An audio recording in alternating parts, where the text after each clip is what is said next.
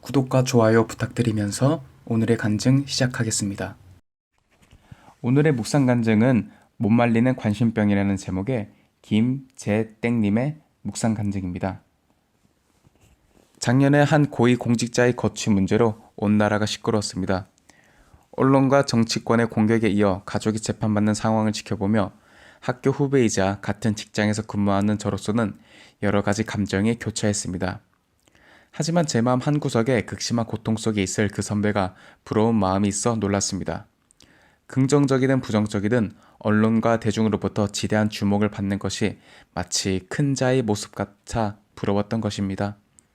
돌이켜보면 저의 인생은 줄곧 큰 자가 되고자 애쓴 인생이었어요. 고등학교 시절에 암울한 정치 상황을 전하며 정치를 하려면 법대를 가야 한다는 선생님의 말씀을 듣고 저는 법대 진학을 결심했어요. 사법연수원 수료 후 법조라는 우물을 벗어나 더 넓은 세상으로 나가라는 대학 은사님의 권면에 제조가 아닌 로펌행을 선택했어요. 그러다가 몇 년 후 약자를 대변하겠다며 로펌을 그만두고 시민운동에 참여할 정도로 제 힘으로 세상을 바꾸겠다는 의지가 충만했습니다.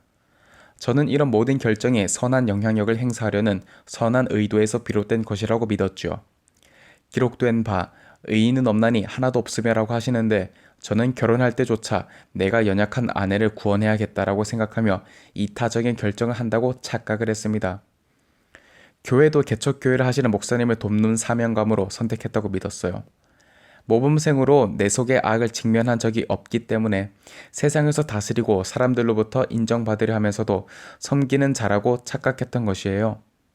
30대 중반의 젊은 나이에 분에 넘치는 성공을 거두게 된 저는 내 힘으로 세상을 바꿀 수 있다는 자기 확신이 더 강해졌습니다. 그런데 저의 성공을 마땅히 기뻐해야 할 아내가 가정과 본업에 소홀한 저를 못마땅히 여겼고 저는 그런 아내가 저의 발목을 잡는다며 미워하고 정죄를 했습니다. 주와 함께 죽는 데까지 가겠다고 장담하다가 주님을 3번 부인한 베드로처럼 결혼 서약이 무색하게 나의 출세에 도움이 되지 않는 것 같은 아내를 말과 눈빛으로 무시하며 살인했습니다. 2004년에 저는 하나님이 참다 못해 베푸신 재앙으로 믿음의 공동체에 인도되었습니다. 승소했던 재판이 상급심에서 패소되고 물질과 시간, 힘을 쏟았던 단체들 갈등 끝에 그만두게 되는 사건이 찾아왔습니다. 말씀으로 내 죄를 보게 되니 특별한 인생이 없다는 것이 깨달아지고 제가 지극히 이기적인 사람임이 인정되었습니다. 예배와 공동체를 우선으로 두며 세상에서는 많이 잊혀졌지만 하나님께 기억되어 미약하나마 공동체를 섬기게 되었습니다.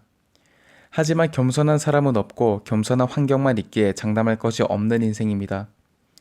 주님을 부인했지만 돌이킨 베드로처럼 날마다 죄에서 돌이켜 형제를 굳게 하는 사명을 감당하기를 기도합니다. 적용하기. 극심한 고통 가운데 있는 선배에게 큐티책을 선물해주는 복음을 전하겠습니다. 저의 야망에 제동을 걸어준 아내에게 고맙다고 말을 전하겠습니다. 오늘도 말씀 들어주셔서 감사합니다. 오늘 하루 화이팅 하시고요. 주님 안에서 승리하세요.